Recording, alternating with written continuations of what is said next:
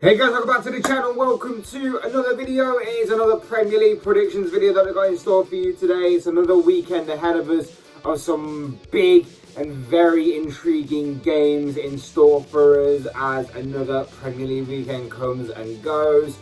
We're going to get into all the analysis, talking about the games and all the predictions, but as I always like to remind you, please like the video and also subscribe if you're new. Both things will always and forever be greatly appreciated. But for now, let's get into the predictions. Alright, so kicking things off, we first come to Manchester United versus Southampton at Old Trafford. Of course, a big and interesting game this one. United have not looked convincing at all under Ralph Rangnick during his time. There have been flashes and glimpses here and there, but obviously nothing completely concrete. And of course, when you talk about Manchester United, you of course have to talk about the top four race that they are involved in. Got let off a little bit off the hook this week because despite the fact that they dropped points in their game against Burnley, their opponent Southampton did them a little bit of a favour by beating Tottenham midweek. They came from 2-1 down to win 3-2. Coincidentally, it did help United off the hook a little bit, as I mentioned. But could the Saints be adding another top four contender to the list of teams that they've beaten this week? It is certainly possible. They have a very good chance of doing so. United don't look entirely convincing defensively, like I mentioned, and it leads me to believe that Ralph Hasenhutl's side will get something from this game. Therefore, my prediction here is that this will end in a 2-2 draw here. Next up, we're looking ahead to Brentford's game against Crystal Palace. Another intriguing game and prospect between two sides who have properly battled this season to get where they are right now. There are only 2 points that separate these two teams in the table, and whilst Palace's form has been somewhat inconsistent in recent weeks, Brentford are without a win in their last 5 Premier League games, and we'll need to obviously put that right sooner rather than later. But with all that being said, it will be a difficult game to call between two sides we know will battle right to the very last whistle. But one game that should be very interesting to watch nonetheless.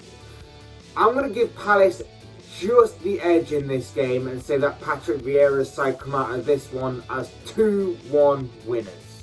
Next up, we're at Goodison Park for Everton hosting Leeds United. Everton are seemingly in some serious trouble right now.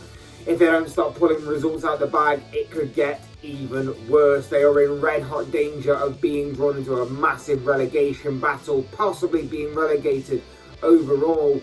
And for a side that's pumped so much money into this sort of project that they've been trying to build over recent years, and have got obviously big plans and big goals for the future of this club. Not that they exactly know step by step how to get there, but they do know the overall goal of what they want to achieve.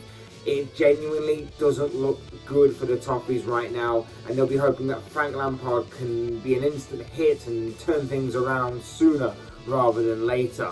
Whilst for Leeds, it's the same old story for this season. They've had to deal with a lot of bad cards dealt to them at various points during this campaign, but they keep on plugging away. They keep on managing to get through game by game, and their inconsistency mixed with Everton's inconsistency will obviously make this for a very difficult game to call. In saying that, I am going to make a prediction and say that this game will end 2-2 here come the final whistle, but this game could really go any which way. Next up, we're at Vicarage Road for Watford taking on Brighton, relegation candidates against this season's draw specialists. Watford, under the management of course of Roy Hodgson, are yet to claim their first victory under their new boss, as the Hornets are in desperate need of gaining points towards their survival bid, whilst Brighton, like I say, the draw specialists, could be even higher in the table if they can somehow find a way to turn some of these draws into victories. But they've proven to be a tough team to beat, and they don't give up, often finding late winners or equalisers in the dying stages of the game. It should make for an interesting fixture ahead overall. My prediction is whilst another draw could be on the cards for the draw specialists, I think they may just about edge this one, and that's why I'm going for a 2-1 Seagulls victory in this game. Next up, we're moving on to Sunday's fixtures, and first of all, we are at Turf Moor for Burnley taking on Liverpool. A potential banana skin fixture this one for the Reds. Burnley at home with the crowd behind them, matched with their physicality and their just general awkwardness around these kind of fixtures against the bigger teams, could make this for a more competitive fixture than what may present itself on paper. Because, you know, Liverpool should be winning this game, but like I say, they take their eye off the ball a little bit. They come into this one thinking the game is already won before a ball is even kicked. It could be a bit of a banana skin for them, so exercise this with a bit of caution. But overall, we do know that Liverpool should be winning this game. They should be taking all 3 points, and this should be theirs for the taking, especially when you consider that Liverpool are obviously welcoming back some big name players into the fold over recent weeks, and they're going to be pushing Manchester City all the way as best they can to the end of the season, they hope. I would expect the Reds to get the job done here some way, somehow. And that's why I'm going for a Liverpool victory, and that's why I'm going to say 3-1 to the Reds. Next up to another intriguing game in store for us at St James's Park, where Newcastle are set to take on Aston Villa. All these games, like I say, may not have standout names in them. They may not be the brightest or the shiniest of names that English football has to offer, but they are all very intriguing in their own way, and this game is yet another example. A Newcastle side that will be coming into this game with newfound hope and belief, especially after their victory midweek against Everton, coming up against an Aston Villa side who have started life under Steven Gerrard very well indeed. Philippe Coutinho is back in the Premier League and has been firing on all cylinders so far since his return, whilst it will be interesting to see the progression of Newcastle's newest acquisitions to their squad as well as they continue to life back or even in the Premier League. It's a big game, it's an interesting game, and it could be a very exciting game in prospect as well. My prediction, whilst either side could go on and win this game, I'm actually going to go for a draw here. I think either side could nick the win, but I am going to go for a draw. I'm going to call it down the middle and say that this game will end 2-2 come the final whistle. Next up to the Tottenham Hotspur Stadium we go as we have a look at Tottenham taking on Wolves. Spurs will be looking for a reaction from their disappointing midweek defeat to Southampton, in which they threw away and did a Spurs on a 2-1 lead in that game where they ended up losing 3-2, whilst Wolves will be looking to properly assert themselves in the race for top 4. It's there for the taking, it seems, and at the time of recording, obviously, Wolves are set to be taking on Arsenal tonight, another team in the race for a top 4 finish. If Wolves could win that game and then win this upcoming one this weekend, that would lay down a real statement to everybody of Wolves' clear intentions for this season. And like I say, with Manchester United unreliable, with Tottenham faltering this week and showing that they still have that Spursy sort of mentality, with Arsenal still not being the most reliable, and with West Ham, you don't really know if they're going to fall off or not.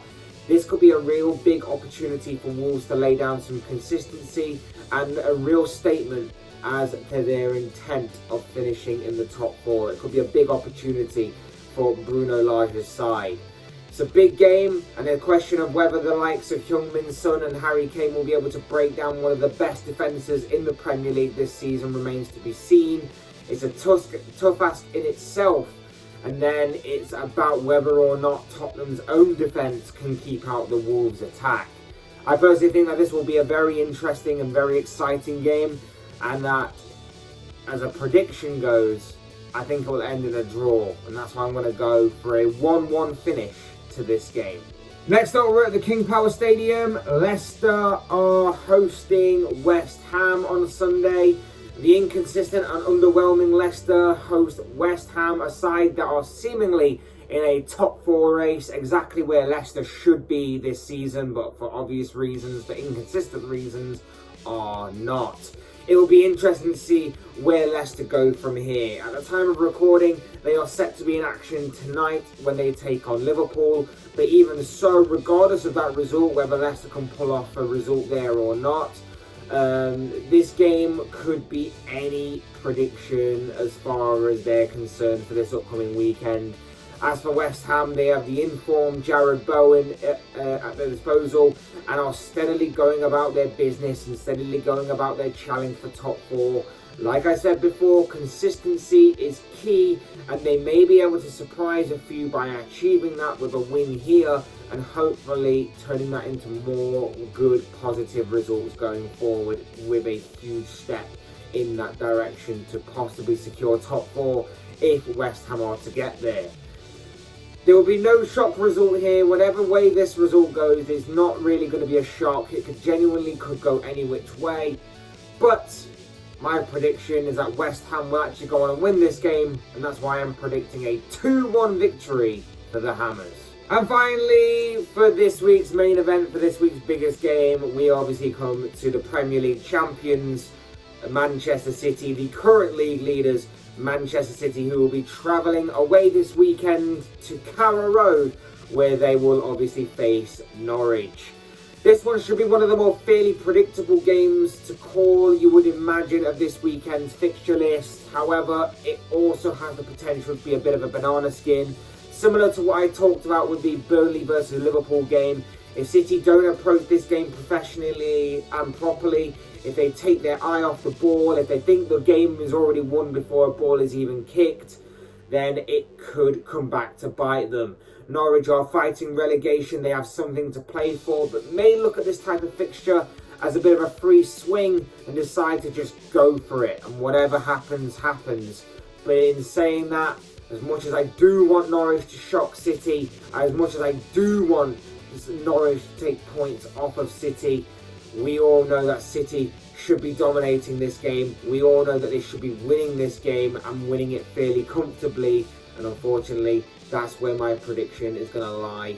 And that's why I'm going for a 3-0 victory to Pep Guardiola's side. But as I always say, these are just the thoughts, comments, opinions, and most of all, of course, predictions of this guy. I want to know what you guys think. What do you make of the games that are coming up this weekend? What are your own thoughts, comments, opinions, and most of all, of course, your predictions on all the games that are set to be taking place this weekend. Also, fantasy football managers, who do you see having a good week? Who do you see having a bad week? Who are you putting into your squad? Who are you taking out of your squad? I'd love to know all of those kind of thought process for fantasy football as well down below in the comment section, as well as your opinions, of course, because I'm sure it will all make for interesting reading. Otherwise, hit the like button on the way out if you enjoyed the video, subscribe if you're new or want to see more content like this. Both things always and forever be greatly appreciated. And as always, thank you all so much for watching and listening. I've been Fletch, this has been another Premier League prediction show, and I will see you all again soon in another video.